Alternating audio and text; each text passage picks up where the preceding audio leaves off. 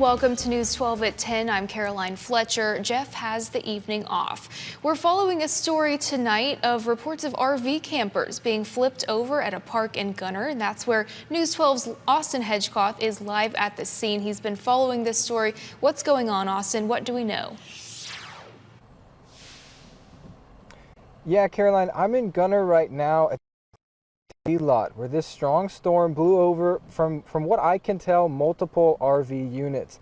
There's a lot of first responders out here doing incredible work in this weather, and let me tell you, the weather is rough. On the drive over, there was a point where I had to pull along the side of the road with all the cars around me because the rain was so heavy it wasn't safe to drive. Thankfully, the rain has lightened up, but the lightning just keeps going, which is why I'm actually reporting from the news unit right now. We're getting reports of downed power lines, and again, we're working to learn more about just how much damage happened here in Gunter. We'll keep you posted as we learn more. Caroline, it's back to you. Thank you so much, Austin. Here's another look at that scene sent in by our crew in Gunter.